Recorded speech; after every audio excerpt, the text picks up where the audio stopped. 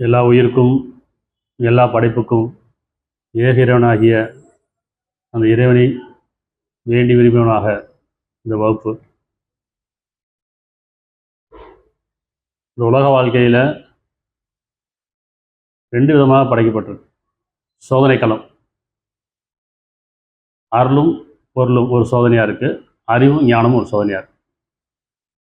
படைப்பின் நோக்கமே உங்களில் அழகிய சிலோட யார் என்று சோதிப்பதற்காக. முதல்ல படைப்பின் நோக்கம் நம்ம புரிஞ்சுக்கிட்டோம்னு சொன்னால் நிறைய விஷயம் தெளிவுபட்டுருவோம். இறைவன் படைக்கும் போது சொன்னால் மனிதர்களையும் ஜின்களையும் என்னை வணங்குவதற்காக வேண்டி நான் படைக்கவில்லை. அவனை வணங்குவதற்குன்னா அவனை கீழ்ப்படிவதற்காக, அவனுக்கு கட்டுப்படுவதற்காக அதுக்காக படைச்சிருக்கான். படைப்பின் நோக்கம் என்னன்னு சொன்னால் உங்களில் அழகிய சிலோடர் யார், அழகான செயலில் அழகானவர் யார் என்று சொல்வதற்காக அவன் மரணத்தையும் வாழ்வையும் படைத்தான்னு சொல்கிறான். மரணத்தை வீழ்ச்சிட்டு தான் வாழ்க்கையை கொடுத்துருக்கான்.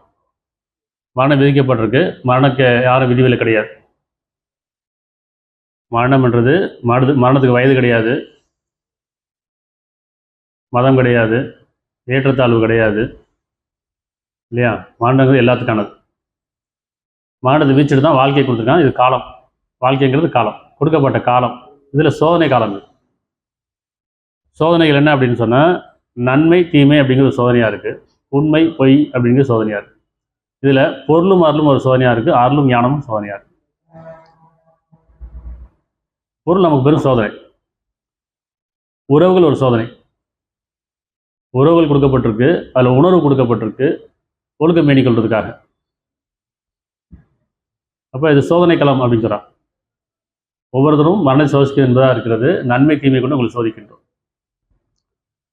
இதில் எல்லாத்துக்கும் ஒரு கேள்வி இருந்துக்கிட்டே இருக்கும், அது விடை கிடைக்காதுன்னு தெரியாது. என்னென்னா, அநியாயம் பண்ணாலும் நல்லா இருக்கான், ஏமாத்துறவனும் நல்லா இருக்காங்க, கொள்ளடிக்கிறவன் கொலை பண்ணாலும் நல்லா இருக்கான், வரம் பண்ணுறவங்க நல்லா இருக்கிறாங்க, அநியாயமாக சம்பாதிக்கவும் நல்லா இருக்கிறாங்க. ஆனால் மனசாட்சி கட்டுப்பட்டு நியாய உணர்வோட கடவுளை கடவுளை இறைவனை இறைவன் சொல்லி அவனை தியானத்தில் இல்லை, உண்மைக்கு உணர்வுக்கும் கட்டுப்பட்டு நன்மை விரும்பக்கூடியவர்களுக்கு சோதனைகள் இருக்கு. ஏன் அப்படி ஒரு சோதனை? சோதனை 2 பக்கம் இருக்குது. ஆனால் பொதுவாக நம்ம என்ன செய்யணும்னா நம்ம ஒரு கண்ணோட்டத்திலே பார்ப்போம். ஏன்னா நமக்கு துன்பம் கஷ்டம் வரும்போதெல்லாம் இப்படி தான் யோசிச்சு பார்ப்போம். நமக்கு ஏன் இவ்வளோ சோதனை இருக்குது, நல்லவங்களாம் சோதனைவாதீங்க கேட்குறமா இல்லையா? பெரும்பாலும் நல்லவங்களுக்கு சோதனை இருக்க மாதிரியே இருக்கும், கெட்டவங்களாம் நல்லா வாழ்கிற மாதிரியே இருக்கும். அப்போ பொருள் படைத்தவங்க நல்லா வாழ்கிறவங்கலாம் புண்ணியம் பண்ணவங்களா அப்படின்னா இல்லை.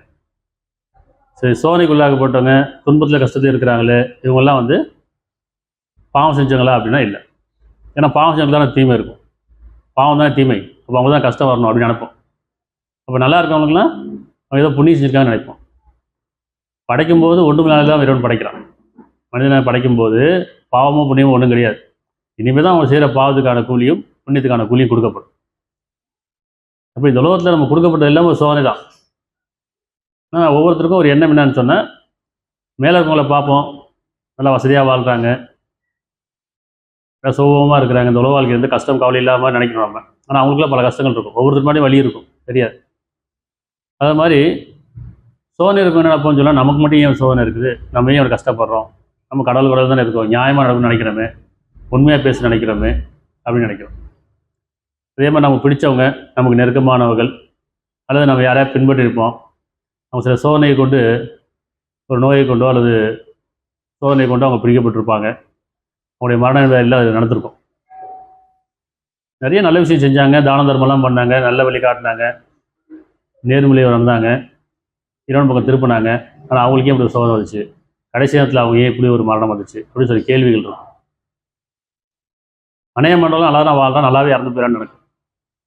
நம்ம பார்க்குறது எல்லாமே போய் நமக்கு அதை பற்றி எனக்கு ஞானம் கிடையாது.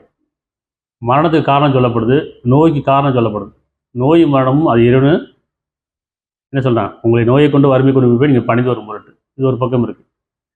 அதே நேரத்தில் நோய் வந்துச்சுன்னு சொன்னால் எல்லாமே பாவம் செஞ்சவங்க இல்லை, பாவங்கள் மன்னிக்கப்படுறது கூட காரணம் இருக்கலாம்.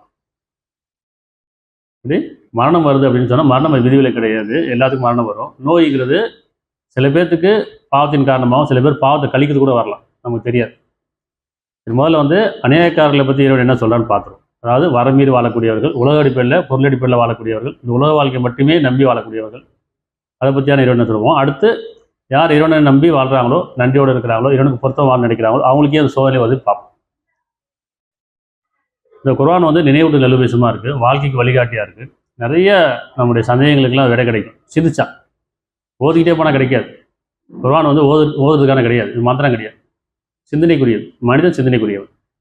ஒவ்வொரு வசனமும் நிறுத்தி நிதானமாக தெளிவாக கவனத்தோடு படிக்கும்போது உணரும் போது அவரவருக்கு தனித்தனி வழி கிடைக்கும். நாம் புற வாழ்க்கையை பார்க்கக்கூடாது, புற செய்தியை கேட்கக்கூடாது. நமக்குள்ளே அகத்துக்குள்ளே போயிட்டு நம்முடைய உணர்வு, நம்முடைய தேவைக்கான. இப்போ நம்ம வண்டி ஓட்டோம்னா நம்முடைய பாதை மட்டும் தான் பார்ப்போம். ஒரு பயணத்துக்கு போகிறோம், ஒரு கார் ஓட்டுறோம், இல்லை டூ வீலர் ஓட்டுறோம், இல்லை நம்ம என்ன போகும்போது அந்த பயணத்தில் நம்முடைய பாதை மட்டுமே பார்ப்போம் இல்லையா? அதுதானே உண்மை. அடுத்த அந்த வண்டி அந்த போகுது, இந்த வண்டி போகுதுன்னு பார்த்தோம்னா என்ன ஆகும்? பாதை மாறி போயிடும். நம்முடைய வாழ்க்கையில் நமக்கு தேவையான மட்டுமே இந்த வேதத்தை கொண்டு சிந்திக்கணும். சரி, இப்போ 3:176 அத்தியாயம் 3:176. அநியாயங்களில் அவர்கள் வேகமாக சென்று கொண்டிருப்பது உண்மை கவலைப்பட செய்ய வேண்டாம். பெரும்பாலும் அநியாயக்காரர்களாகவும் வரமேறக்கூடியவர்களாகவும் இருக்காங்க இல்லையா? அப்போ இதுன்னு சொல்கிறேன், அநியாயங்களில் அவர்கள் மனிதர்கள் வேகமாக சென்று கொண்டிருப்பது உண்மை கவலைப்பட செய்ய வேண்டாம். நிச்சயமாக அவர்கள் அல்லாஹ்வுக்கு எதிராக ஒரு சிறு தீங்கும் செய்துவிட முடியாது. அதாவது உண்மைக்கு எதிராக, நன்மைக்கு எதிராக அவங்க சிறு தீங்கும் செய்துவிட முடியாது. அல்லாஹ் அவர்களுக்கு மறுமையில் நற்பாக்கி ஏதும் ஆக்காமல் இருக்கவே நாடுகின்றான். அவர்களுக்கு பெரும் வேதனையும் உண்டு. சொல்கிறேன், அநியாயங்களில் வாழக்கூடியவர்கள் அநியாயம் பெரிய சொல்லுவாங்க. இந்த உலகத்தை பெரிய அநியாயம் பெரிய போச்சுப்பா, பெரும் அநியாயமாக இருக்குது, வாழவே முடியல, அவங்களும் நல்லா தான் இருக்காங்கன்னு தோணுது இல்லையா? அவங்கள இறைவன் விட்டு வச்சிருக்கான் அப்படின்னு சொல்லிட்டு. ஆனால் இறைவன் சொல்கிறேன், அவர் அநியாயமாக வேகமாக சென்றிருப்பது அவங்களை ஆச்சரியப்படுத்த வேண்டாம், கவலைப்படுத்த வேண்டாம். நிச்சயமாக அவர்களுக்கு அல்லாஹ்வுக்கு எதிராக ஒரு செய்யும் செய்துவிட முடியாது. சத்தியத்துக்கு எதிராக, உண்மைக்கு எதிராக, நியாயத்துக்கு எதிராக அவர் ஒரு தீங்கும் செய்துவிட முடியாது. ஆனால் அல்லாஹ் என்ன சொல்கிறான்னா, அவர்களுக்கு மறுமையில் நற்பாக்கி எதுவும் ஆக்காமல் இருக்கவே நாடுகின்றான். அவர்களுக்கு பெரும் வேதனை உண்டு. இது எச்சரிக்கை. இந்த உலகத்தை சோபால்க்கு வாழ்கிற மாதிரி தெரியும், கஷ்டத்துமையெல்லாம் வாழ்கிற மாதிரி தெரியும். ஆனால் மறுமையில் யாதொரு பாக்கினார் நம்பிக்கை தானே. கடவுள் நம்பிக்கை, இறை நம்பிக்கை என்னென்னா இறந்ததுக்கப்புறம் ஒரு வாழ்க்கை இருக்குது. அதான் உண்மையானது, நிலையானது கூட. இந்த உலகத்துலலாம் அற்பமானது சொற்பமானது தான், அப்படி தானே?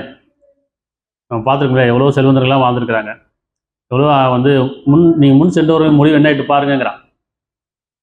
இப்படி பெரும் பொருள் பிரச்சனைலாம் வாழ்ந்துருக்குறாங்க. ஆனால் யாரும் எதுவும் கொண்டு போக முடியாது, எல்லாரும் தெரியும். நம்ம கூட வர்றது ஒன்று தானே, ஒன்று நன்மை இல்லை தீமை, ரெண்டு தான். இது மறைவாக இருக்குது.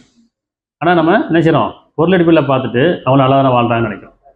அதே நேரத்தில் கஷ்டத்தையும் துன்பத்தையும் வாழும்போது நினைக்கிறோம் நம்மகிட்ட ஒன்றுமே இல்லை நினைக்கிறோம். ஆனால் மறைவாக அந்த அருளை மட்டும் விரும்பணும், மனசுக்கு அமைதியும் ஆறுதல் என விரும்பணும். அதுதான். அதே மாதிரி நற்பாக்கியம் அப்படின்னா என்ன அப்படின்னா, அது அருள், அது ஞானம். ஞானத்தை கொண்டும் அருளை கொண்டு தான் வாழணும். ஆனால் பொருளை கொண்டும் அறிவை கொண்டு வாழ்றதுனால நமக்கு அது சோதனையாக தெரியுது. இன்னும் 3:178 இன்னும் நிராகரிப்பவர்களை நாம் தாமதிப்பதை கொண்டு அவர்களுக்கு நன்மை என்று நீங்கள் கருத வேண்டாம். அவங்களை விட்டு வைப்பதெல்லாம் ஏன் அநியாயக்காரன் விட்டு வச்சுருக்கான்னு கேட்குறோம் இல்லையா?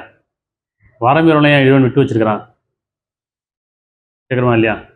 அப்போ நிராகரிப்பவர்களை நாம் தாமதிப்பதை கொண்டு அவர்கள் நன்மை என்று கருத வேண்டாம். நாம் அவர்களுக்கு தாமதப்படுத்துவதெல்லாம் அவர்கள் பாவங்களை அதிகமாக்குவதே ஆகும். அவர்களுக்கு இழிவு தரும் வேதனையும் உண்டுங்க. இப்படி எடுத்துக்கலாமே, ஒருத்தர் வந்து 100% நன்மையோ தூய்மையோ இல்லையா, சொர்க்கம் நரகம் ரெண்டு இருக்குன்னு அப்படின்னா அங்கே தான் முழுமை தான், இதில் பாதையெல்லாம் கிடையாது. அப்போ ஒருத்தர் அறிந்தோ அறியாமலோ கொஞ்சம் பாவம் செஞ்சுருக்கார், ஆனால் நிறைய நன்மை செஞ்சுருக்காருன்னு வச்சு, இறைவனுக்கு பயந்து ஒரு 70%, உதாரணத்துக்கு 70%, 60% நன்மை செஞ்சுருக்கார். ஒரு 30% நினைச்சிருக்காரு, நிர்பந்தம் காரணமாக, சூழ்நிலை காரணமாக, அல்லது வழி இல்லாமல் ஏதோ ஒரு பாதை செஞ்சுட்டார். சரியா? செய்யல, நிர்பந்த காரணமாக செஞ்சுட்டாங்க. ஒருத்தர் வந்து நிறைய தீமை செஞ்சுருக்காரு, 70% தீமை வச்சிருக்காரு. அவர் கொஞ்சம் பெருமைக்காக காட்டுறதுக்காக சில தர்மம் செஞ்சு நன்மை செஞ்சுருக்காரு, ஒரு 30% நன்மை செஞ்சுருக்காரு. இவங்க 2 பேரும் இறந்துட்டாங்க. இப்போ அங்கே வந்து இறைவன் எதாவது முழுமையான கொடுக்கணும். இவர் என்ன சொல்லுவார், நான் கொஞ்சம் நன்மை செஞ்சுருக்கேனே, என்னைய வந்து நரகத்தில் போட்டுறாத, ஏன்னா நன்மைக்கான கூலி கொடுன்னு கேட்பார். இவர் வந்து பார்த்தீங்கன்னா நிறைய நன்மை செஞ்சுருக்காரு, கொஞ்சம் தீமை செஞ்சுருக்காரு, அப்போ அவருக்கு சொர்க்கம் கொடுக்க முடியாது, ஏன்னா கொஞ்சம் நரகத்துக்கான வேதனை இருக்குல்ல அப்படின்னு நினைப்போம். இப்போ கணக்கு டாலி ஆகாது. அப்போ என்ன செய்யறேன்னா, யார் நன்மை செய்தார்களோ அவர் சின்ன பாவத்துக்காக சில சோதனைகளை கொடுத்து இந்த உலகத்திலே அவர்களுக்கு பாவத்தை கழிக்க நாடுறான். ஏன்னா அந்த பாவங்கள் அவர் எப்போ வந்து இறைவன் நாடி நன்மை செய்வங்களா இருப்பாங்கன்னா, அவங்க சில சோதனைகள் வரும்போது, கஷ்டம் வரும்போது இறைவன் பக்கம் திரும்புவாங்க. அறிவின் பக்கம் திரும்ப மாட்டாங்க, மனிதன் பக்கம் திரும்ப மாட்டாங்க, பாவத்தை தான் மன்னிக்க கேட்பாங்க இல்லையா? அப்படி கேட்கும்போது என்ன ஆகும்னா, அந்த பாவங்கள் மன்னிக்கப்பட்டு நன்மை முழுமையாக்கப்படுது. இப்போ யார் அதிகம் வரமீறி வாழ்ந்துருக்கிறாங்க, கொஞ்சம் நன்மை செஞ்சுருக்காங்க அப்படின்னா, அந்த நன்மைக்கான கூலி இந்த உலகத்திலே கொடுத்துருவான். என்ன செய்யும்? அப்போ இன்னும் வரமீறுவாங்க.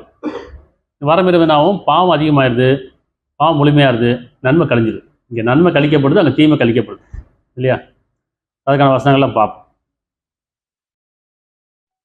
178 திருப்பி, இன்னும் நிராகரிப்பவர்களை நிராகரிப்பு யார்? மனசாட்சி நிராகரிப்பா நம்ம என்ன நினைக்கிறோம்னா, காஃபியர் முஸ்லீம் அப்படின்னா முஸ்லீம்ஸ்னா ஒரு கூட்டமும், காஃபிர்னா இன்னொரு கூட்டமும் நினைக்க. அப்படி இல்லை. ஒவ்வொருத்தரையும் நன்மை தீமை இருக்குது. நன்மையை ஏற்றுக்கொள்வரும், நன்மை நிராகரிப்பவரும். மனசாட்சி ஏற்றுக்கொள்வரும், மனசாட்சி நிராகரிப்பவரும். இது நிராகரிப்பவர். அப்போ நிராகரிப்பவரை நாம் தாமதிப்பதை கொண்டு அவர் செய்ய பாவத்துக்காக என்ன சொன்னால், நீங்கள் செய்ய தவறுக்காக உடனுக்குடன் பிடிப்பதாக இருந்தால் உலகத்தில் ஒரு உயிர் மிஞ்சிருக்காங்கிறான். இன்னொன்று மன்னிக்க நாடுறேங்கிறான், மன்னிக்க விரும்புகிறேங்கிறான். அப்போ உடனுக்குடன் பிடிப்பதில்லை, ஒரு தவணை கொடுக்குறான். அதுக்கெல்லாம் நீங்கள் மன்னிக்க விரும்புங்க, பாவத்தை உணருங்க, சிந்திங்க. அப்போ காலத்தவணை கொடுக்குறானா இல்லையா? ஆனால் அப்படியும் தாமதப்படுத்தும் கொண்டு நல்லதை நினைக்க வேணான்னு சொல்கிறேன். நான் நல்லா தானே இருந்திருக்கேன், வரமீரோ நல்லா தானே இருக்காங்க, இதில் என்ன இருக்குது, பெரிய பாவம் கிடையாது, நம்மளும் அந்த மாதிரி வாழ்ந்துட்டு நினைக்கக்கூடாது. அப்போ அவரை தாமதப்படுத்துவதை கொண்டு அவர் நன்மை என்று கருத வேண்டாம். நாம் அவருக்கு தாமதப்படுத்துவதெல்லாம் அவர்கள் பாவங்களை அதிகமாக்குவதே தான் சொல்கிறேன். இப்போ புரியுதா?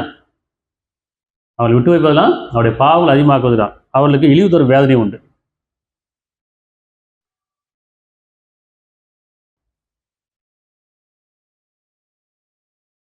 அதே 3:10 இதை பார்த்துருவோம், அநேகக்காரர் பற்றி பார்த்துருவோம். அதுக்கப்புறம் சோதனை காலங்கள் பார்ப்போம். 3:10 116 2. நிராகரிப்பவர்களுக்கு அவருடைய செல்வங்களும் அவருடைய குழந்தைகளும் அல்லாவிடமிருந்து எதையும் நிச்சயமாக தடுக்க மாட்டார். நிராகரிப்பவர்களுக்கு அவருடைய செல்வங்களும், அதாவது அவருடைய பொருளும் சரி, அவருடைய குழந்தையும் சரி, அல்லாவிலிருந்து எதையும் நிச்சயமாக தடுக்க மாட்டார். இன்னும் அவர்கள் தான் நெருப்பின் எரிபொருளாக இருக்கின்றனர். இப்போ 3:116 பார்த்துருங்க, அது 2 ஒரே மாதிரி தான் இருக்கும். ஒரு வசனம் இன்னொரு வசனத்தை கொண்டு தெளிவுபடுத்தப்படும், உறுதிப்படுத்தப்படும்.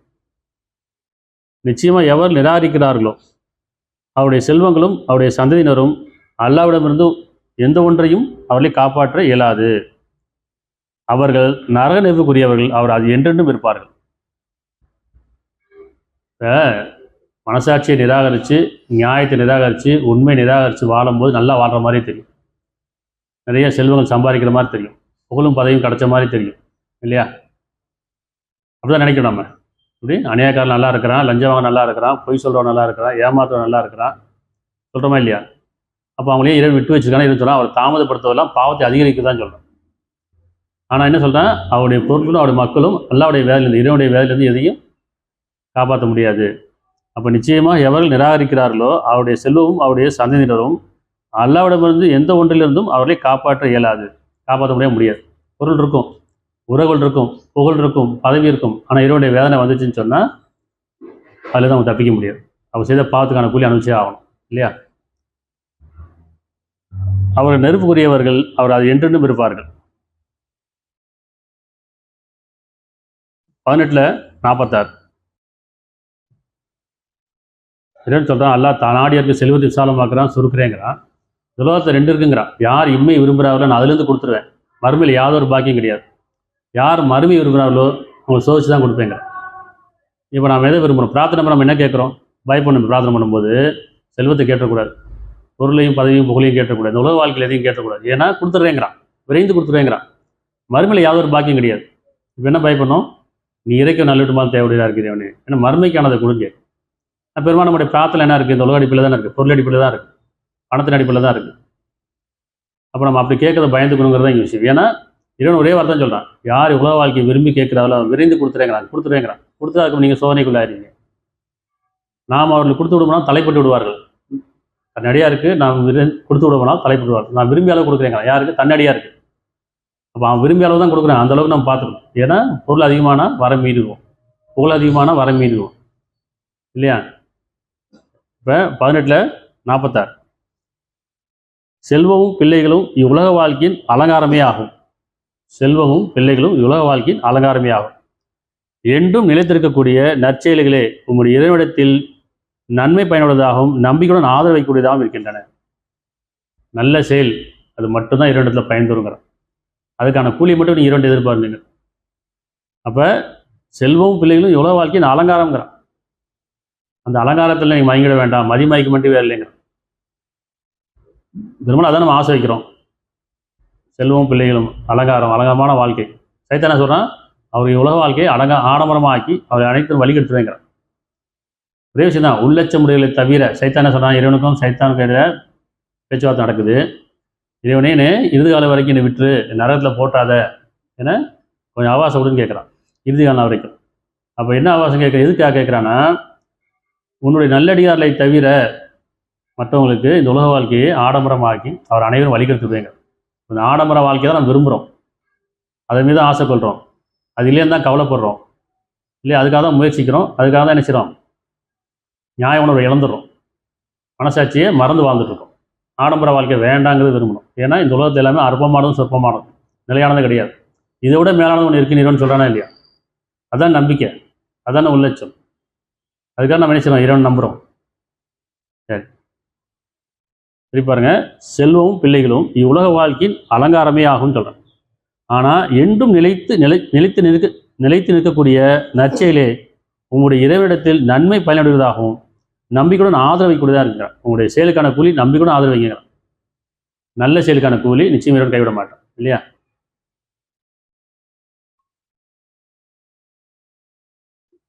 ஒம்போதுல 55, 85 எல்லாமே எழுதி வச்சுங்க. ஏன்னா எந்த இமாம்களும் இப்படி சொல்லித்தர மாட்டாங்க. நீங்கள் பள்ளியாசலில் போனீங்கன்னு சொன்னால், இப்போ ரம்ஜான் மாதம் வரப்போகுது, 20 ரக்காயத்து 8 ரக்காயத்து ராவியா தொழுவாங்க, கடன் ஓதுவாங்க. எப்படின்னா இந்த குர்ஆனை இந்த 30 நாளில் முடிச்சிடணும். அதில் ஒரு பெருமை அவங்களுக்கு. இப்படி நல்லா ஓதி மனப்பாடம் செஞ்சவங்களை கூப்பிட்டு அந்த 30 நாளில் இந்த குர்ஆனை முடிச்சுன்னு நினைப்பாங்க. குர்ஆனை முடிக்க முடியாது, இது வாழ்நாள் முழுக்க தேவை இருக்குது. இறைவன் சொல்ல, அந்த குர்ஆனை நீங்கள் சிந்திப்பீராங்கிறான். சிந்திக்க மாட்டீங்களா, ஆராய மாட்டீங்களா, விஜயத்தை பூட்டு போட்டுதான் கேட்குறான். சிந்திப்போர் விட்டான்னு கேட்குறான்.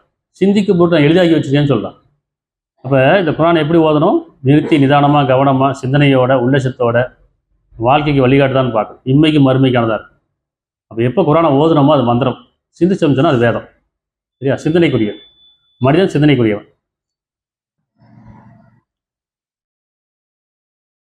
ஒன்பதுல 55, 85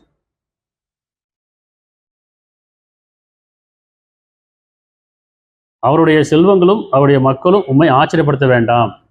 யாருடைய? நிராகரிப்புடைய செல்வங்களும் மக்களும் உம்மை ஆச்சரியப்படுத்த வேண்டாம்.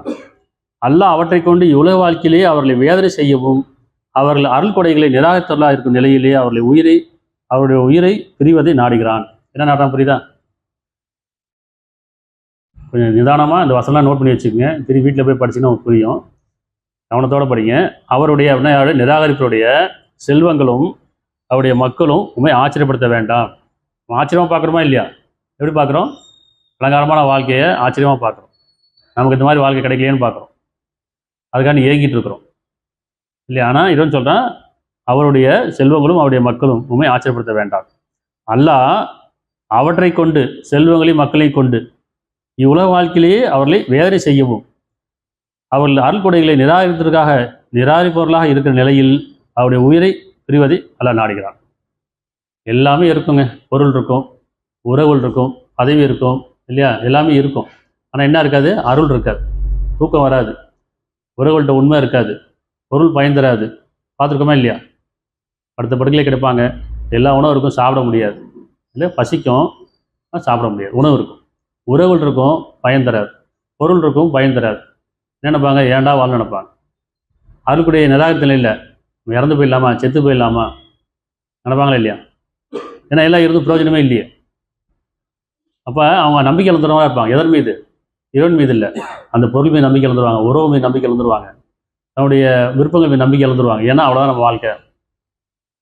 இறைவன் சொன்னால் அவர்கள் எப்படி நாடுறான்? அவர் அருள் கொடைகளை நிராகரித்தவர்களாக இருக்கிற நிலையில் அவருடைய உயிர் பிரிவதையே நாடுகிறார். அந்த மாதிரி நம்ம எத்தனையோ பார்த்துருப்போம்ல, கேள்விப்பட்டிருப்போம் இல்லையா? எல்லாம் இருந்து ஒன்றுமே பயன் தராமல் அந்த வாழ்க்கையே பிரயோஜனம் இல்லாமல் அர்த்தமில்லாத வாழ்க்கையாக வாழ்ந்துட்டு இருப்பாங்க. அதே மாதிரி 9:85 இன்னும் அவருடைய செல்வங்களும் அவருடைய பிள்ளைகளும் உங்களை ஆச்சரியப்படுத்த வேண்டாம். நிச்சயமாக இவற்றை கொண்டு அவர்களை இவ்வுலகத்திலே வேதனை செய்யவும் அவர் நிராகரிப்பவர்களாக இருக்கிற நிலையில் அவர் உயிரை பிரிவதை அல்லாஹ் நாடுகிறான், அல்லாஹ் விரும்புகிறான். இதெல்லாம் நமக்கு வேண்டாம்னு பிரார்த்தனை வச்சுக்கணும். இப்படி அருளை நிராகரித்த நிலையில், அருளை விரும்பிய நிலையில், ஞானத்தை அடைஞ்ச நிலையில் நம்முடைய வாழ்க்கை அப்படி இருக்கணும். அவனை பற்றி சமாதான உடனே இருக்கணும். நம்பிக்கொண்டவர்களே என்னை பற்றி சமாதான உடனேயும் அவர்கள் அவனை பற்றி சமாதான உடனேயும் என்று இறந்து விடாதுன்னு சொன்னா இல்லையா? அப்போ இறைவனை பற்றி நம்ம சமாதானம் அடையணும், நம்மளை பற்றி இறைவன் சமாதானம் அடையணும். அப்போ இறைவனை பற்றி ஞானம் வேணும். நம்ம அறிவு கொண்டு வாழ்ந்துருக்கோம். அருளை பற்றி ஞானம் வேணும், பொருளை கொண்டு வாழ்ந்துட்டுருக்கோம். இதுதான் நம்முடைய இயக்கமாக இருக்கும். அப்போ நம்முடைய கேள்வி ஏன் வருது? அப்படி அநேசெல்லாம் வர முடியறவன் நல்லா தானே இருக்கான், லஞ்சம் வாங்குறவன் போய் சொன்னா தானே இருக்கான், கொலை பண்ணுறவன் கொள்ளடிக்க நல்லா இருக்கான்னு சொல்கிறோமா இல்லையா? அவன் நல்லா இல்லை. இறைவன் சொல்கிறான், அவர் எப்படி நாடுறான்? உலகத்திலேயே அவர் வேதனை செய்ய நாடுறேங்கிறான். 20:131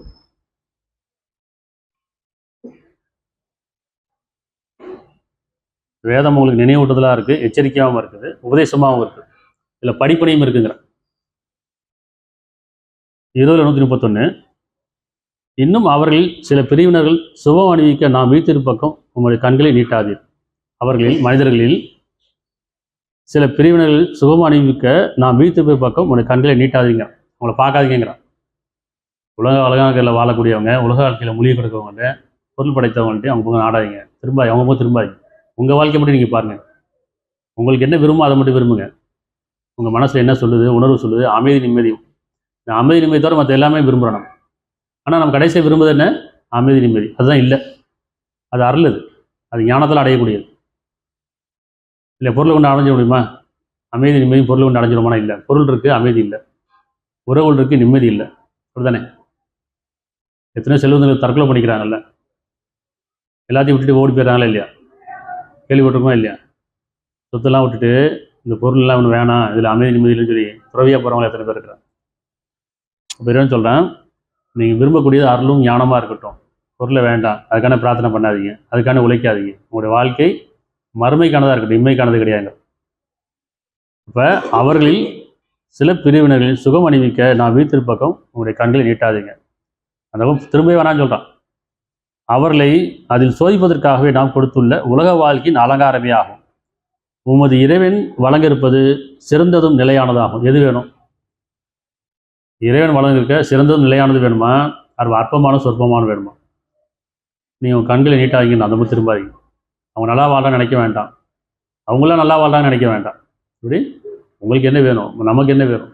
அமைதி நிம்மதி வேணும். அந்த அமைதி நிம்மதி இறைவனால் மட்டும்தான் கொடுக்க முடியும். பொருளை கொண்டு நம்ம அடைய முடியாது, வேறு எதை கொண்டு மனிதர்கள் கொண்டு அடைய முடியாது, உறவுகளை கொண்டு அடைய முடியாது. இது எல்லாமே சொற்ப சுகம், அற்ப சுகம். சார் 3ல் 196 197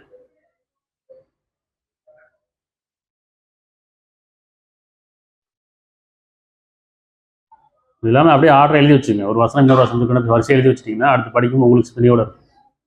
இப்படி தான் படிக்கணும், இப்படி தான் சிந்திக்கணும், ஓதக்கூடாது. அதுவும் அரபியில் ஓதுறாங்க, அதில் புண்ணியம் நினச்சிட்டு இருக்கிறாங்க. ஓதுனா புண்ணியம், கேட்டால் புண்ணியம். இப்படி ஓதுனா புண்ணியம் ஒரு பக்கம், கேட்டால் புண்ணியம் ஒரு பக்கம் சொல்கிறாங்க. மதகுருமாரில் அப்படி சொல்லி கொடுக்குறாங்க. ஒரு எழுத்துக்கு 10 நன்மை சொல்லி கொடுக்குறாங்க. ஒரு எழுத்து சொன்னீங்கன்னா 10 நன்மை கிடச்சிரும். அதெல்லாம் ஓதுனா அது உங்களுக்கு புண்ணியம், கேட்டால் புண்ணியம் அப்படின்னு. இறைவன் அப்படி சொல்ல, சிந்திக்கணுங்கிறான், இது வாழ்க்கையாக்கணுங்கிறான், இது நினைவுட்டு நல்ல விஷயங்கிறான். 396 அக்கிரமக்காரர்கள் நகரங்களில் உல்லாசமாக திரிந்து கொண்டிருப்பது உண்மை மயக்கிட வேண்டாம். அக்கிரமக்காரர்கள், அநியாயக்காரர்கள், வாரம் மீறியவர்கள் நகரங்களில் உல்லாசமாக வாழ்ந்து கொண்டிருப்பது, திரிந்து கொண்டிருப்பது, வாழ்ந்து கொண்டிருப்பது உண்மை மயக்கிட வேண்டாம். மிகவும் அற்ப சுகம், பிறகு அவர் தங்குமிடம் நரகமே ஆகும். இது மிக கெட்ட தங்குமிடமாகும். எது வேணும்? உபதேசங்கள் பண்ணிக்கிட்டே வரான், எச்சரிக்கை. இந்த உலக வாழ்க்கை எல்லாம் சோதனை தான், கொடுக்கப்பட்ட சோதனை. ஒரு நாள் எல்லாமே அழிஞ்சிரும், மனிதன் இறந்துருவான், படைக்கப்பட்ட எல்லாம் ஒரு நாள் அழிஞ்சிரும். இது அழிவுக்குரியது, வாழ்க்கைக்குரியது மர்மை. வாழ்க்கைக்குரிய மர்மை தானே. அது கீழே பாருங்க, 398 ஆனால் எவர்கள் தங்கள் இறைவனுக்கு பயபக்தியுடன் இருக்கிறார்களோ அவர்களுக்கு ஆறுகள் அருகில் ஓடிக்கொண்டிருக்கும் சோனபதிகள் உண்டு, அவற்றில் அவர்கள் என்றென்றும் இருப்பார்கள். அல்லாவிடத்துள்ள விருந்தாகும், அல்லாவிடமிருந்துள்ள விருந்தாகும். மேலும் சான்றோர்கள் அல்லாவிடத்தில் இருப்பதே மேன்மையாகும். பயபக்தியோடு இந்த உலகத்தை சோதனை இருக்குது, சுருக்கி தான் வச்சுருப்பான், பொருள் அருள் இல்லை, அறிவு கொஞ்சம் கம்மியாக இருக்க மாதிரி இருக்கும், ஞானத்தோடு வாழ்ந்துட்டு இருப்பாங்க. மறைவாட்டு மீது நினைச்சுவாங்க அல்லா இல்லைங்கிறான், இறைவன்றான், கடவுள் கடவுள்றான், பயபக்தியே பேசிகிட்டு இருக்கான், ஆனால் சோதனையே இருக்கிறாங்கப்பா நிற்கிறாங்களே இல்லை. அவங்களுக்கே சோதனைக்கு மேலே சோதனை வருதுங்க. இறைவன் அடக்கி ஆள்றவங்களா இருக்கும். விட்டால் மாறிடுவாங்க, விட்டால் தவறிடுவாங்க. இறைவன் நினைச்சான் தன் அடியார்களே அடக்கி ஆள்வனாக இருக்கும். அப்போ சோதிச்சு தான் கொடுக்குறேங்கிறான். எவர்கள் 45:21 எவர்கள் தீமை செய்கிறார்களோ அவர்களை எவர்கள் நம்பிக்கொண்டு நல்ல செயல் செய்கிறார்களோ அவர்களுக்கு சமமாக நான் ஆக்கி விடுவோமான்னு கேட்கும். இவன் 2 பேரும் பிரித்து பார்க்குறான். நம்பிக்கொண்டவர் நிராகரிப்போர். நம்பிக்கொண்டவன் யார்? இது ஒரு கூட்டம் அது ஒரு கூட்டம் கிடையாது. இறைவன் மீது நம்பிக்கொண்டு நல்ல செயல் செய்யக்கூடியவர்கள், மறுமையை நம்பிக்கொள்ளாமல் வரமீறி வாழக்கூடியவர்கள். இந்த உலக வாழ்க்கையை நம்பக்கூடியவர்கள், மறுமையை நம்பக்கூடியவர்கள் தான் நம்பிக்கொண்டு நிராகரிப்போர். யார் உலக வாழ்க்கையை மட்டுமே நம்புகிறாங்களோ அவர் நிராகரிப்பவர்கள், யார் மறுமையை நம்புகிறாரோ நம்பிக்கொண்டவர்கள். அவருடைய செயல் வேற மாதிரி இல்லையா? நம்பிக்கொண்டு நல்ல செயலார். எவர்கள் தீமை செய்கிறார்களோ அவர்களை எவர்கள் நம்பிக்கொண்டு நல்ல செயல் செய்கிறார்களோ அவர்களுக்கு சமமாக நாம் ஆக்கிவிடுவோம் என்று எண்ணுகிறார்களா? அவர்கள் உயிருடன் இருப்பதும் மரணமடை செய்வதும் சமையாகும். அவர்கள் முடிவு செய்து கொண்டது மிகவும் கெட்டதாகும். அவர் ரெண்டையும் பிரித்து பாருங்க. நம்பிக்கொண்டுடைய வாழ்க்கை எப்படி இருக்கும், நிராகரிப்புடைய வாழ்க்கை இந்த உலகத்தில் சோதனைய மாதிரி தான் இருக்கும், ஆனால் மறுமையில் வெற்றியார் இல்லையா? இப்போ நம்ம பார்த்தலாம் என்ன, அநியாயக்காரர்கள் ஏன் இப்படி வாழ்கிறாங்க? அவங்களுக்கு சோதனையாக கொடுக்கப்பட்டிருக்கு. அற்பமானது சொற்பமானது தான். சுகமாக வாழ்கிற மாதிரியே தெரியும், ஆடம்பரம் வாழ்கிற மாதிரியே தெரியும், பொருள் கொண்டு வாழ்கிற மாதிரி தெரியும், ஆனால் அதுக்கு இறுதியில் அவங்களுக்கு பயனளிக்காது. இறைவன் என்ன செய்யறான்? அவர் பாவத்தை அதிகமாகவே நாடுறேங்கிறான். அவர்கள் நிராகரிப்பாக இருக்கிற நிலையே உயிர் பிரிவதை நாடுறேங்கிறான். இது அநியாயக்காரருடைய சோதனை. இப்போ நம்பிக்கொண்டவர்களே பார்ப்போம். 3:142 நிறைய வசனங்கள் பார்க்குற மாதிரி இருக்கும். அப்படி தான் பார்க்கணும். இது போர் அடிக்கிற மாதிரி இருக்கக்கூடாது. நிறைய வசனங்கள் படிக்க படிக்க தான் நம்ம மனம் உறுதி பெறும், நம்பிக்கை அதிகரிக்கும், உள்ளட்சம் அதிகரிக்கும், தியானம் அதிகரிக்கும், நம்ம வாழ்க்கையில் நிறைய மாற்றங்கள் வரும், நேர்வழி பெற முடியும். 3:142 உங்களில் உறுதியுடையவர் யார் என்றும் பொறுமையை கடைபிடிப்பவர் யார் என்றும் அல்லாஹ் அறியாமல் நீங்கள் சோனபதி நுழைந்து விடலாம் என்று எண்ணிக்கொண்டிருக்கிறீர்களா? என்ன சோதிக்கிறான்? உங்களில் உறுதியுடையவர் யார் என்றும் பொறுமையை கடைபிடிப்பவர் யார் என்றும் அல்லாஹ் அறியாமல் நீங்கள் சோனபதி நுழைந்து விடலாம் என்று எண்ணுகிறீர்களா? ரொம்ப லேசாக கிடச்சிருமான்னு கேட்குறான். சொர்க்கம்னா லேசாக கிடச்சிருமா? இந்த உலகத்திலேயே நம்ம என்ன செய்யறோம்? பொருளீடு லேசாக கிடைக்க மாட்டேங்குது. சுகமான வாழ்க்கையும் சரி, சொர்க்க வாழ்க்கையும் நினைச்ச வாழ்க்கையும் லேசாக கிடைக்க மாட்டதில்ல. மறுமை இப்படி மேலானது, சொர்க்கம்ன்றது நிலையானது இல்லையா? அது ரொம்ப லேசாக கிடச்சிருமான்னு கேட்குறான். அதுக்கு மேலே 141 கீழே 132 வரைக்கும் படி. 142 138 வரைக்கும் கீழே மேலே போய் நம்பிக்கொண்டவரை பரிசுத்தமாக்குவதற்கும் உங்கள் நம்பிக்கையை தூய்மைப்படுத்துவதற்காகவும் நிராகரிப்பை அளிப்பதற்காகவும் உங்கள் நிராகரிப்பை நீக்குவதற்காகவும் அல்லாஹ் இவ்வாறு சோதிக்கிறார். இப்படி இவ்வாறு செய்கிறான சோதிக்கிறான். நம்பிக்கொண்டவரை உங்களுடைய நம்பிக்கையை பரிசுத்தமாக்குவதற்காக உங்களுக்கு சோதிக்கிறேங்கிறான். இன்னும் உங்களுக்கு நிராகரிப்பை அளிப்பதற்காக அல்லாஹ் இவ்வாறு சோதிக்கிறேங்க. எல்லாருடைய நம்பிக்கையும் இருக்குது, நிராகரிப்பு இருக்கு இல்லையா? நம்ம சோதனும் போது தான் நம்ம எப்படி உறுதியாக இருக்கிறோமா, இறைவன் பக்கம் திரும்புகிறோமா அல்லது பொருள் பக்கம் திரும்புகிறோமா தெரியும். இணைப்புல இருக்கிறோமா, இணைப்பு நீங்கிறோமான்றது இந்த சோதனை என்ன உங்களே ஓரளவு அச்சத்தாலும் பசியினாலும் உயிர் விளைச்சல் ஆய்வு எழுப்பினாலும் சோதிப்போம். பொறுமையோடு நச்செய்தி கூறுகிறான். அப்போ இந்த பொறுமை எதை கொண்டு? நம்பிக்கை கொண்டு தான்.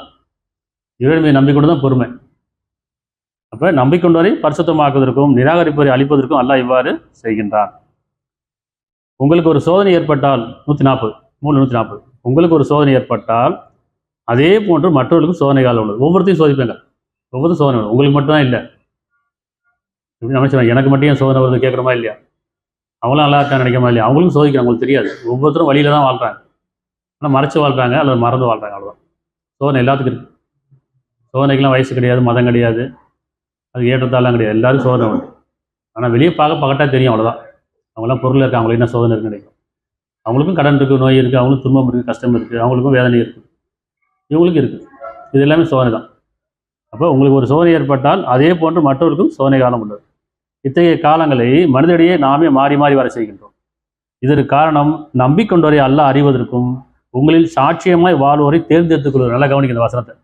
இப்படி மனிதரிடையே நாமே மாறி மாறி செய்கிட்டோம். இதற்கு காரணம் நம்பிக்கொண்டோரை அல்லாஹ் அறிவதற்கும் உங்கள் நம்பிக்கையை அறிவதற்கும் உங்களில் சாட்சியாய் வாழ்வோரை தேர்ந்தெடுத்துக் கொள்வதற்குமே ஆகும். இன்னும் அல்லாஹ் அநியாயம் செய்வதை நேசிப்பதில்லை. சாட்சியை யார் வாழ்ந்தாலும் தேர்ந்தெடுக்கிறேங்கிறான் சோதனை கொண்டு. நீங்கள் நம்பிக்கொண்டோம் என்று கூறுவோம், உங்களுக்கு சோதிக்காம விட்டு விடுவான்னு கேட்குறான். சரி, நாங்கள் நம்பிக்கொண்டோம்ப்பா, களிமா சொல்லிட்டோம், இறைவன் நம்பிட்டோம், சோதனை கிடையாதா? இல்லை, சோதிப்பாங்கிறான். எப்படி உங்கள் சோதனை நான் சோதிச்சு தான் உங்களை பார்ப்போம். உங்கள் நம்பிக்கை பார்க்கணும்ல, வார்த்தையில் நீங்கள் சொல்லிடுறீங்க, செயலில் வரணும்ல, உள்ளத்தில் இருக்கணும்ல. அப்போ சோதனை வரும்போது தான் தெரியும். நம்ம நிறைய பேசுவோம், தைரியத்தை நிறைய பேசுவோம், நம்பிக்கை பற்றி நிறைய பேசுவோம். ஆனால் நமக்கு வரும்போது தான் தெரியும் இந்த சோதனை எப்படி இருக்கா, அதில் எப்படி மேலே போகிறோன்னு. அதுக்கு மேலே எனவே நீங்கள் உறுதி இழக்காதீர்கள். எனவே இது யாருக்கு? நம்பிக்கொண்டு சொல்கிறாங்க. எனவே நீங்கள் உறுதி இழக்காதீர்கள், கவலையும் கொள்ளாதீர்கள். நீங்கள் நம்பிக்கொண்டவர்களாக இருந்தால் நீங்கள் தான் உன்னதமானவராக இருப்பீர்கள், வாழ்வீர்கள் தான் உன்னதமான வாழ்வீர்கள். அதனால் உறுதி இழக்க வேண்டாம், பொறுமையாக இருங்க, உறுதியாக இருங்க, இறைவனுக்கு திரும்புங்க, பொறுத்து கொள்ளுங்கள், சகித்துக் கொள்ளுங்கள், பலப்படுத்திக் கொள்ளுங்கள், வெற்றி கொள்வீங்கன்னு சொல்கிறானா இல்லையா? நம்ம சோதனை காலங்களில் 2 விஷயம் இருக்குது. நம்ம சுகமாக வாழ்றதுலாம் சோதனை காலம், சோதனை வாழ்றதுலாம் நம்பிக்கைக்குரிய காலம். எது வேணும்? நமக்கு சுகமாக வாழ்கிறோம்ல, எல்லாமே சுகமாக இருக்குது, தேவைகள்லாம் இருக்குது. ஆனால் இதெல்லாம் சோதனை காலங்கிறான். எப்போ வேணால் பிடிப்பான், எப்போ வேணால் திருப்பான், தப்பாக திருப்பிப்பான். ஆனால் சோதனையில் இருக்கோம் இல்லையா, அதுவும் சுகம் பெறக்கூடிய காலம், நம்பிக்கைக்குரிய காலம். நம்ம அப்படி தான் எடுத்துக்கணும். சோதனை இருக்கும்போது தோண்டு போயிடக்கூடாது. இது நம்பிக்கைக்கான காலம், நம்பிக்கைக்குரிய காலம், இது சுகம் பெறக்கூடிய காலம், இறைவன்கிட்ட அருள் பெறக்கூடிய காலம், பாவங்கள் மன்னிக்கக்கூடிய காலம். அப்போ என் பாவத்துக்கு மன்னிக்கக்கூடிய காலம் எது? சோதனையில் இருக்கும்போது ஓய்வு பெற்ற காலம் இது, உணர்வு பெறக்கூடிய காலம் இது. அப்போ எனவே உறுதி இழக்காதீர்கள், கவலை கொள்ளாதீர்கள். நீங்கள் நம்பிக்கொண்டவர்களாக இருந்தால் நீங்கள் தான் உன்னதமானவராக இருப்பீர்கள், உன்னதாக வாழ்வீங்கன்னு சொல்கிறான். இது மனிதர்களுக்கு தெளிவான விளக்கமாகவும் பயபக்தியோட நேர் வழிகாட்டியாகவும் நற்போதனையாக இருக்குது. பாருங்கள், படிக்கும்போது 142லேருந்து 138 வரைக்கும் படிச்சிடும். கீழேருந்து மேலேயும் போகலாம், சிந்தனையோடு படிக்கலாம், உணர்வோடு படிக்கணும். அது நமக்கு கண்ணாடி மாதிரி நம்ம வாழ்க்கைக்கான வழி காமிச்சிட்டே இருக்கும். அது ஒளி மாதிரி இருக்கும். நம்ம இருளில் இருக்கோம், ஒளி கிடைச்சா செய்வோம், அதில் பாரு நடக்குமா இல்லையா? ஒவ்வொருத்தருக்கும் மனசை அமைதிப்படுத்தக்கூடியதாக, ஆறுதல் படுத்தக்கூடியதாக, நம்பிக்கை விட்டக்கூடியதாக அந்த குர்ஆன் வசனம் ஒவ்வொன்றுமே அமையும். சரி, 146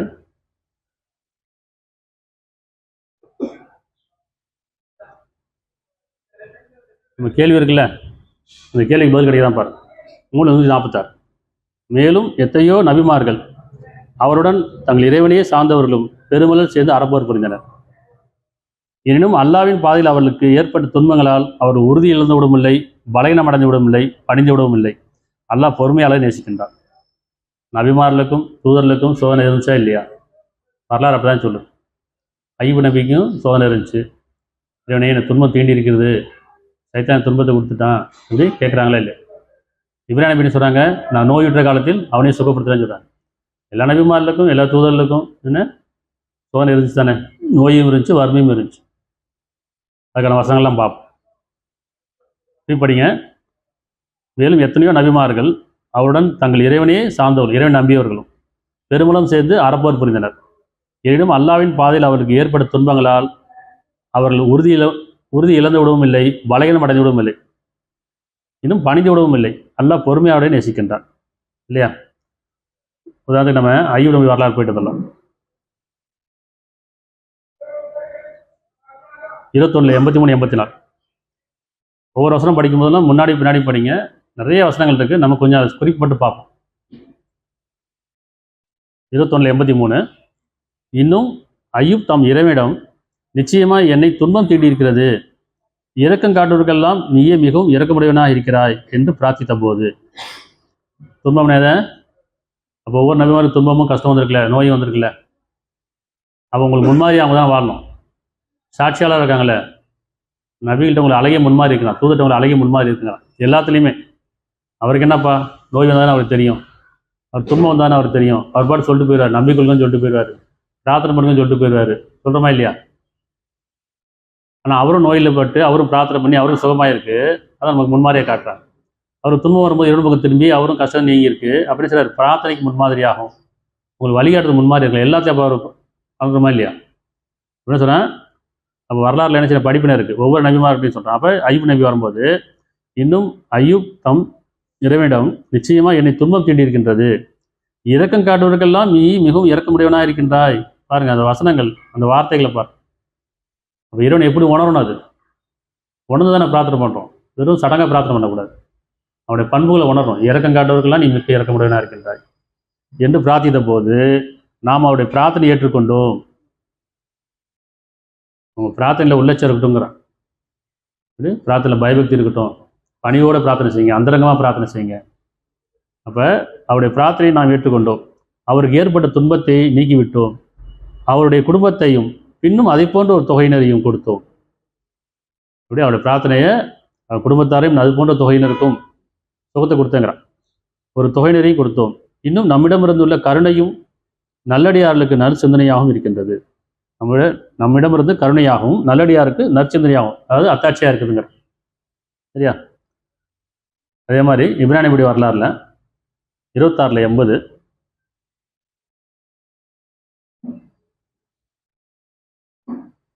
79 படிக்கும். 79 அவனே எனக்கு உணவளிக்கின்றான், அவனே குளிப்பாட்டுகின்றான், நான் நோயுற்ற காலத்தில் அவனே என்னை குணப்படுத்துகின்றான். சரியா? யார் என்னை படைத்தானோ அவனே என்னை படைத்தான், அவனை உணவளிக்கின்றான், குளிப்பாட்டுகின்றான், நான் நோயுற்ற காலத்தில் அவனே சுகப்படுத்துகிறான். அப்போ அவங்களுக்கும் நோய் வந்திருக்குல்ல. இப்படி ஒவ்வொரு நபிமார் வரலாறு எடுத்துங்க. அப்போ எல்லாருக்கும் துன்பம் தீண்டி இருக்குது. அப்போ நபிமாரில் துன்பம் தீண்டலையா அப்படின்னா அதுக்கு என்ன சொல்கிறாங்க பதில்னா,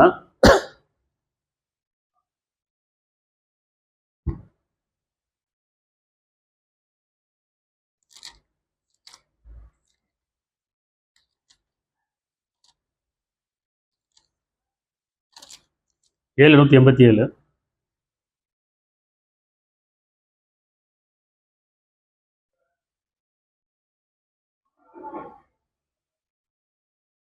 788 கூறும், அல்லாஹ் நாடினான் என்று நான் எனக்கு யாதொரு நன்மையும் தீமையும் செய்து கொள்ள சக்தி இல்லாதவன். என்ன சொல்றாங்க? அல்லாஹ் நாடினான் என்று ஒவ்வொரு நபிமாரனும் சொல்லக்கூடியது. அப்போ இந்த இறுதி நபி சொல்றாங்க, என்ன சொல்றாங்க? கூறும், அல்லாஹ் நாடினான் என்று நான் எனக்கே யாதொரு நன்மையும் அல்லது தீமையும் செய்து கொள்ள சக்தி இல்லாதவன். மறைவானவற்றை நான் அறிவனாக இருந்தால் நன்மையில் அதிகமாக தேடிக்கொண்டிருப்பேன், தீங்கு என்னை தீண்டிடாது.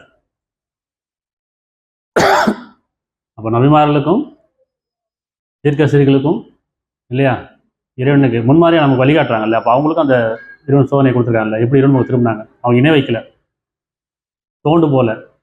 சரியா? அப்போ இறைவன் பக்கம் திரும்பி நமக்கு ஒரு முன்மாதிரியாக காட்டுறாங்க. அப்போ எந்த அளவுக்கு உறுதியாக இருந்தாங்க, நம்ம அவங்கள்ட்ட தான் ஒரு முன்மாதிரியை பார்க்கணுமா இல்லையா? திரும்பி படிச்சு பாருங்க. நீ கூறும், அல்லாஹ் நாடினான் என்று நான் எனக்கு யாதொரு நன்மையோ அல்லது தீமையோ செய்து கொள்ள சக்தி இல்லாதவன். மறைவானவற்றை நான் அறிவனாக இருந்தால் நன்மைகளை அதிகமாக தேடிக்கொண்டு இருப்பேன், தீங்கு என்னை தீண்டிராது. நம்பிக்கொள்ளும் மக்களுக்கு நான் அச்சமூட்டி எச்சரிக்கை செய்பவனாகவும் நற்செய்தி கூறுவனாக இருக்கின்றேன். புரியுதா? நமக்கு ஒரு முன்மாதிரியா இருக்கா இல்லையா? நம்ம கேள்வி வருதுல்ல, ஏன் அவங்களுக்குலாம் சோதனை வருது, அவங்களாம் ஏன் நோய் வருது, அவங்க ஏன் துன்பப்பட்டாங்க? உங்களுக்கு முன்மாதிரிங்கிறா, தூதரில் ஒரு முன்மாதிரி.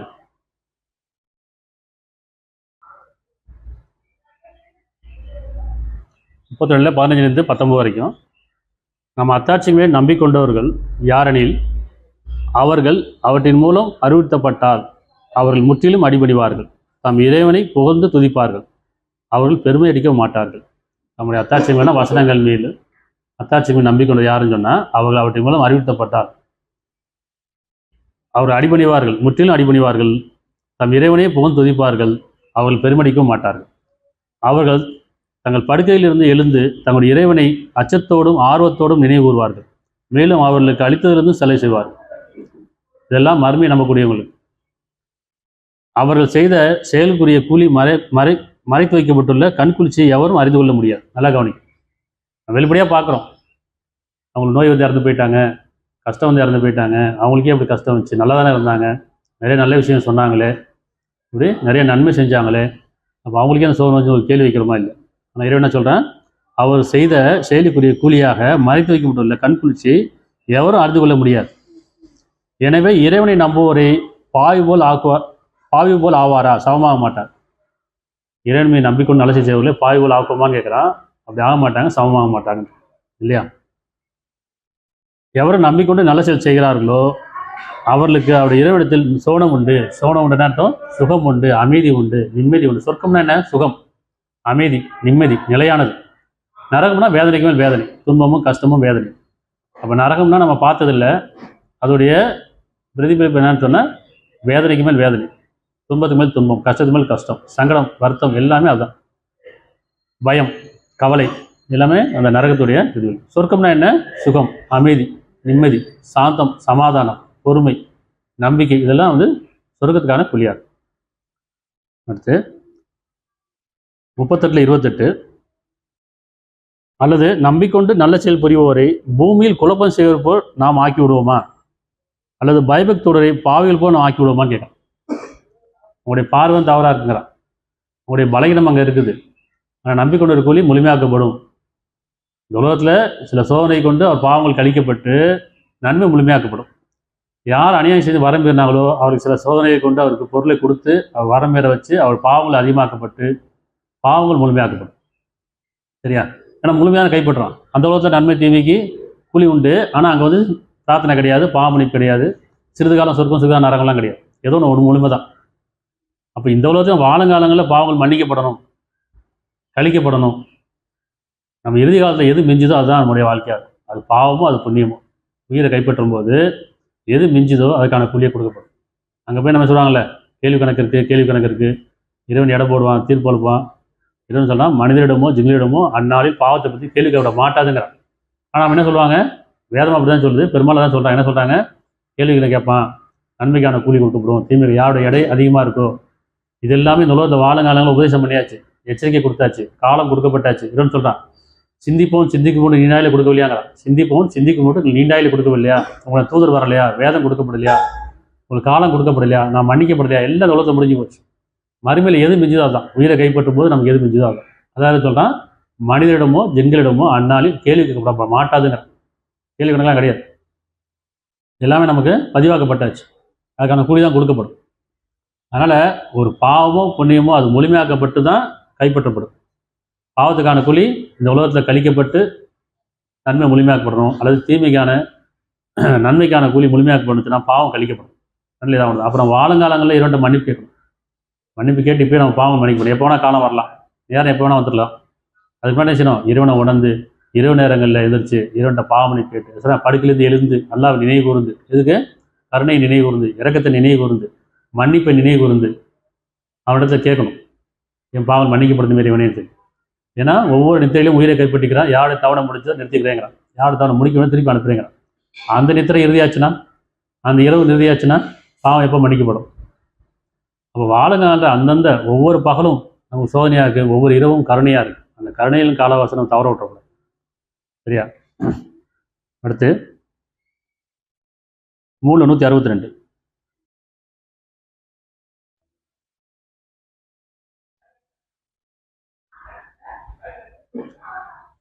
அல்லாவின் விருப்பத்தை பின்பற்றி நடப்போர் அல்லாவின் கோபத்தை தன் மீது வரவழைத்துக் கொண்டு போல் ஆவாரா?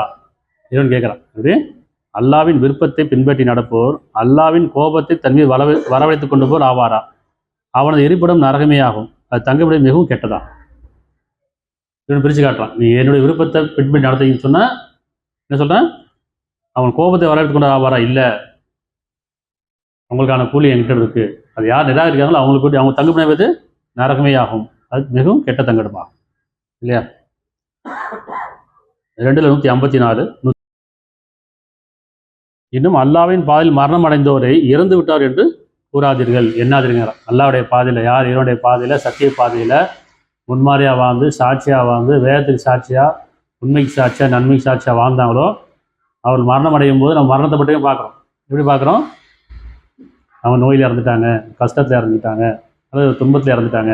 எதுவும் சொல்கிறான், அல்லாவின் பாதையில் மரணம் அடைந்தோரை இறந்து விட்டார் என்று நீங்கள் கூறாதீர்கள், அப்படி இல்லை, அவர்கள் உயிர் உள்ளவர்கள், எனினும் அவர்கள் நீங்கள் உணர்ந்து கொள்ள மாட்டீங்க, உங்களுக்கு அந்த ஞானம் கிடையாதுங்க. அப்போ நம்பிக்கொண்டு நல்ல செய்வரை பாவி போல ஆக்குவோமா? ஆக்க மாட்டேங்கிறான். அதுக்கான கூலி இருக்குது. நம்ம தான் நம்மளுடைய பாடு அவங்க இறந்துட்டாங்க, ஆனால் இரவுடைய பாடலாம் உயிருடன் இருக்காங்க.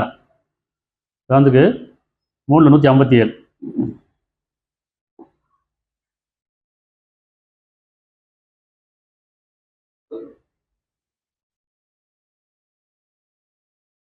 இன்னும் அல்லாவின் பாதையில் நீங்கள் கொல்லப்பட்டாலும் அல்லது இறந்து விட்டாலும் அல்லாவிடமிருந்து கிடைக்கும் மன்னிப்பும் அருளும் அவர்கள் சேர்த்து வைப்பதோடு மிகவும் மேன்மையாக இருக்கும். மனிதர்கள் சேர்த்து வைப்பதோட இப்போ அல்லாவுடைய பாதையில் அப்படின்னு அர்த்தம். அல்லாவுடைய பாதை எது? சத்திய பாதை, நியாய உணர்வு, உள்ளச்சம், பயபக்தி, ஞானத்தை அடைந்து இப்படி அருளை விரும்பி வாழக்கூடியவர் அல்லாவுடைய பாதை வாழக்கூடியவர். இந்த உலக வாழ்க்கையை விட்டுருவாங்க, இந்த உலக வாழ்க்கையெல்லாம் திறந்துடுவாங்க, தியாகம் பண்ணிடுவாங்க. எங்களுடைய வாழ்வும் மரணமும் தொழுகையும் குர்பானியும் அல்லாஹ்வுரியது. யார் தன்னை அல்லாஹ்க்கு அர்ப்பணிக்கிறாங்களோ, அர்ப்பணிக்கிறா என்ன? இறைவன் எந்த நோக்கத்தை என்னை படைத்தானோ அந்த நோக்கத்தை வாழ்ந்தானே. எந்த நோக்கத்தில் படைச்சான்? நீங்கள் எங்கேருந்து படைக்கப்பட்டீங்க அங்கே திரும்புங்கிறான். நம்ம எங்கே படைக்கப்பட்டோம்? சொர்க்கத்தில் படைக்கப்பட்டோம். அப்போ சொர்க்கத்துக்காகவே படைக்கப்பட்டிருக்கோம் ஒவ்வொரு மனிதனும். நீங்கள் சொர்க்கத்துலேருந்து படைக்கப்பட்டீங்க, சொர்க்கத்துக்காக படைக்கப்பட்டீங்க. அந்த சொர்க்கத்தை திரும்புங்க, அதுக்கான கூலி தான் உங்களுக்கு, அதுக்கான சோதனை தான் அந்த உலக வாழ்க்கை. அப்போ நம்பிக்கொண்டு நல்ல செயல் அப்படின்னு அர்த்தம். நியாய உணர்வை கொண்டு வாழ்றது, அருளை விரும்பி வாழ்றது, ஞானத்தை அடைஞ்சு வாழ்றது. ஞானம் அடைஞ்சுட்டா போதும். எவருக்கு ஞானம் கொடுக்கப்படுதோ அவர் கணக்கெல்லாம் நன்மை கொடுக்கூடா இல்லைங்கிறான். ஒரு வருஷத்தில் எல்லாம் முடிச்சுட்டான். எப்படியும் அல்லாஹ் தான் நாடியவருக்கு ஞானத்தை கொடுக்கின்றான். எவருக்கு ஞானம் கொடுக்கப்படுதோ கணக்கெல்லாம் நன்மைன்னு தான் புரியுதா? அப்படிதான் எல்லா நன்மையும் கொடுக்கப்பட்டாச்சுங்கிறான். கணக்கெல்லாம் நன்மை கொடுக்கப்பட்டு ஆகிவிடுகிறார். அந்த ஞானம் அடையணும். ஞானம் அடைகிறதுக்கு நம்பிக்கொண்டு நல்ல செயல் செய்யணும். பாவங்கள் கழிக்கப்படணும். கொடுக்கப்பட்டது தடுக்கப்பட்டிருக்கு நம்முடைய பாவத்தின் காரணமாக. அது திருப்பி கிடைக்கப்படணும். எப்படி? நீங்கள் கேட்ட யாவற்றையும் தான் கொடுத்துட்டேங்கிறான். நீங்கள் கேட்க வேண்டிய, நீங்கள் என்னெல்லாம் பிரார்த்தனை பண்ண நினைக்கிறீங்களோ, நீங்கள் கேட்க வேண்டிய யாவற்றையும் அவங்க ஏற்கனவே கொடுத்துட்டேங்கிறான். மனிதனை படைத்து மனிதனுக்கான அனைத்து தேவையும் படைச்சிட்டேங்க. எல்லாம் கொடுத்தா அருளாக கொடுத்தாச்சு. நீங்கள் பொருளுக்கு திரும்பிட்டீங்க, உங்களுக்கு ஞானமாக கொடுத்தாச்சு. அறிவு பக்கம் திரும்பிட்டீங்க, ஞானத்தை இழந்துட்டீங்க, அருளை இழந்துட்டீங்க. இப்போ திருப்பி மீளுங்கிறான். பாவம் கேட்டு மீளுங்க. அவங்க பாவம் மன்னிக்கப்பட்டு திருப்பி அருள்பவம் கிடைச்சிரும். திருப்பி உங்களுக்கு ஞானம் கிடைச்சிரும். அப்போ எவர் ஞானம் கொடுக்கப்படுதோ அவர் கணக்கில்லா நன்மை கொடுக்கக்கூடாது. நன்றி சொல்றதுன்னா என்ன? ஒரு வார்த்தையில் சொல்கிறது கிடையாது, தேங்க்ஸ் சொல்கிறது கிடையாது. நன்றினா அவன் எந்த நோக்கத்தில் படைத்தானோ அந்த நோட்டில் வாழ்றது, எந்த நோக்கத்தில் அவன் படைத்தானோ அந்த நோக்கத்தில் வாழ்றது, நியாய உணர்வை பின்பற்றுறது, உள்ளச்சத்தை அதிகரிக்கிறது, இறைவனுக்கு பயந்து வாழ்றது, மனசாட்சி கட்டுப்பட்டு வாழ்றது, மறுமைக்கு பயந்து வாழ்றது. அதாவது உதாரணத்துக்கு அவன் படைத்த நோக்கம் என்ன? அழகிய செயலோட யார்? அப்போ அழகிய செயல் செய்கிறது நன்றியோடு இருக்குதுன்னு. இப்போ இரவு பகல் மாறி படைச்சிருக்கான். அப்போ இரவில் நாம் அவனுக்கு நன்றி செலுத்தினே அர்த்தம். அந்த இரவு நேரில் அவனுக்கு தூங்குறது, ஓய்வு எடுப்பதும் உறங்குறதும். திருப்பி அவனுக்கு முன்னிரவு அப்படின்றது பின்னிரவு இருக்குது. முன்னிரவு உடல் ஆரோக்கியத்துக்காக, பின்னிரவு மன ஆரோக்கியத்துக்காக.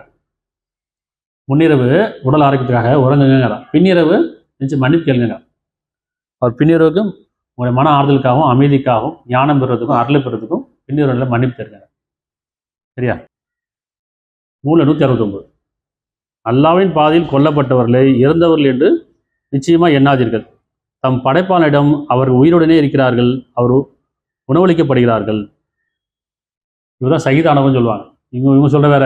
அப்படி சகிதுன்னா அவங்க வேற எதுவும் புரிஞ்சுக்காங்க. வேதம் என்ன சொல்றாங்க? சகிதானவன்னா யார் அல்லாவுக்காக தன்னை வாழ்க்கை அர்ப்பணித்துக் கொண்டார்களோ, என்னுடைய வாழ்வும் என்னுடைய மரணமும் என்னுடைய தொழுகையும் என்னுடைய குர்பானியும் அல்லாஹ் புரியுது என்று இந்த வாழ்க்கையில பொருளடிப்படையான வாழ்க்கை வாழாமல் அருளை விரும்பி வேண்டி ஞானத்தை அடைஞ்சு வாழ்றாங்களோ அல்லாவின் பால் வாழ்றாங்க. அவங்க நிறைய தியாகம் பண்ண வேண்டியது இருக்கு இல்லையா? உள்ளச்சி கொண்டவர்களாக, இணை வைக்காத நிலையில, நிராகரிக்காத நிலையில இந்த உலக வாழ்க்கையில வாழணும். அதனால என்ன செய்யணும்?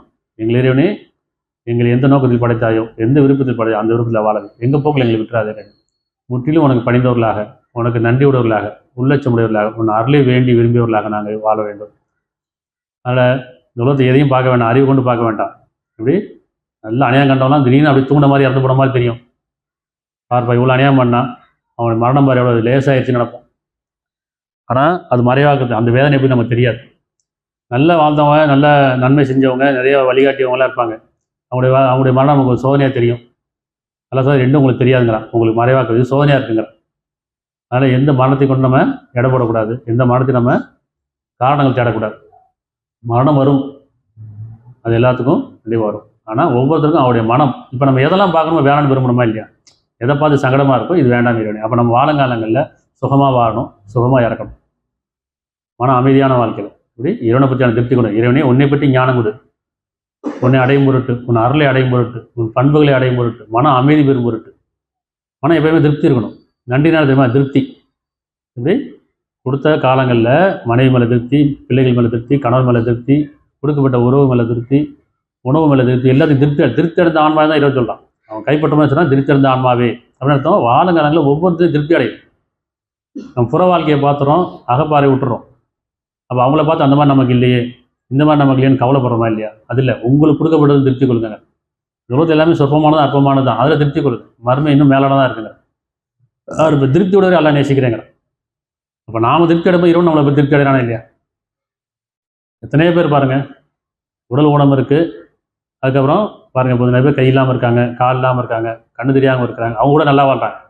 கண்ணு தெரியாமல் பார்த்தா சிரிச்ச முகத்தோடே இருப்பாங்க, பார்த்துருப்போமா இல்லையா? நமக்கு எல்லாம் கண்ணு தெரியும், நல்லா பார்ப்போம், கவலையிலேயே இருப்போம். அவங்களுக்கு கண்ணு தெரியாது, பார்வை தெரியாது, எதையும் அவங்க பார்க்கல, எது மேலே ஆசை கொள்ளலை. அவங்க உடலை அவங்களே பார்த்துக்கல, அவங்க அழகாக இருக்காங்களா, கருப்பாக இருக்காங்களா, நெட்டியாக இருக்காங்க, அது அவங்களுக்கே தெரியாது. ஆனால் பாருங்க, சிரிச்ச முகத்தோடு இருப்பாங்க, யார்கிட்டையும் சிரிச்ச முகத்தோடு பேசுவாங்க இல்லையா?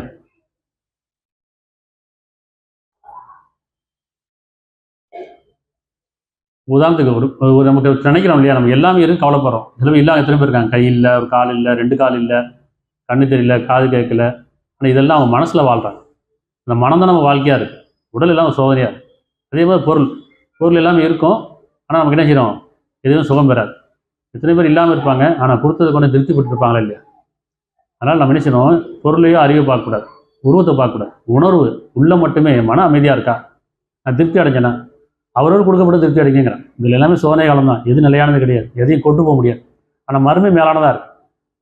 பெண்கள், ஆண்கள், பொன்னாலும் வெளியிடமான பெரும் குவைகள், உயர்க குதிரைகள், கால்நடைகள், விளைநிலங்கள் ஆகிவிட்ட சோதனை அழகாக்கப்பட்டது. உலகத்தில் எல்லாம் அழகாக்கப்பட்டது. ஆனால் இதோட மேலான ஒன்று இருக்குங்கிறானா இல்லையா? அது விரும்புங்கிறான். அதான் மரணத்துக்கு ஒரு வாழ்க்கை இருக்குது, அதுதான் நம்முடைய வாழ்க்கையாக இருக்கும், நிலையானதாக இருக்கும், அதுவே நம்பிக்கொள்ளணும். இந்த உலகத்தை வாழுங்காலங்களில் மறுமையை பார்க்கணும். இப்படி ஒவ்வொரு நாளும் நம்ம பார்க்கணும்ல, தூங்குறோம், இங்கே தான் உடல் எல்லாம் இங்கே தான் இருக்குது, ஆனால் நம்ம உயிரோட செய்கிறோம் அந்த கனவுல வெளியே போயிட்டு வருமா இல்லையா? அப்போ அது நிஜமா, இது நிஜமா?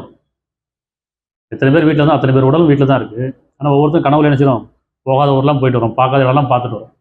இந்த உடலை விட்டு தான் போகிறோம். அது லேசாக இருக்கா இல்லையா? அப்போ மரணம் மட்டும் லேசாக இருந்தால் தூக்கத்திலேயே அமைதியான இல்லை, நல்லா சாப்பிட்டு நல்லா தூங்கிட்டு உறவுகிட்ட நல்லா பேசிட்டு அந்தந்த நாள் அன்னன்னைக்கு கழிச்சிடணும். இந்த கோபம் சங்கடம் வரதும் அன்னன்னைக்கு கழிச்சிடணும், பாவத்துக்கு மன்னிப்பு கேட்டணும். அந்த படுக்கும்போது மன அமைதியோடு படுக்கும், ஏன்னா காலை எந்திரிப்பான்னு தெரியாது.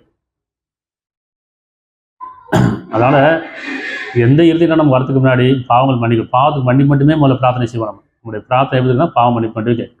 ஏன்னா இறைவன் எல்லாமே கொடுத்துட்டான், நம்ம தவற விட்டோம், இழந்துட்டோம், மீட்கணும். அதனால் என்ன செய்யணும், பாவத்துக்கு மன்னிப்பு வைப்போம். ஏன்னா யாரும் தூய்மையானவர் கிடையாது, எல்லாருமே பார்த்தோம் இல்லையா? நபிமார்கள்லையும் சோதனை இருந்துச்சு, அவங்களுக்கும் துன்பம் வந்துச்சு, கஷ்டம் வந்துச்சு. அப்போ யாரும் தூய்மையானவர் கிடையாது, விகிதாச்சார வித்தியாசம் இருக்குது, அவ்வளோதான். இல்லை உங்களை நீங்களே தூய்மையான கூறிக்கொள்ளாதுன்னு சொல்கிறான். அல்ல தான் நாடுகளே பரிசுத்தமாக்குறேங்கிறான். இறைவனே எங்களை பரிசுத்தமாக்குற, எங்களுடைய உள்ளத்தையும் உணர்வையும் பரிசுத்தமாக்கி உனக்கு பொருத்தமானவர்களாகவும் உனக்கு நெருக்கமானவர்களாகவும் எங்களையும் குடும்பத்தாரையும் நம்பிக்கொண்ட ஆண்களையும் பெண்களையும் பொறுப்பேற்றுக் கொள்வாயா. இந்த அநியாயக்கார மக்களிருந்து எங்களை பாதுகாப்பாயா, வரம்பீரிலிருந்து எங்களை பாதுகாப்பாயா, நரக நெருப்பிலிருந்து எங்களை பாதுகாப்பாயா. இப்போ எல்லாரும் பிரார்த்தனை இருக்கும், சொர்க்க வேணுமா நரகம் வேணாமா? சொர்க்க வேணுமா நரகம் வேணாம் சொல்லுவோம், இல்லை சொர்க்க வேணும்னு சொல்லுமா இல்லையா?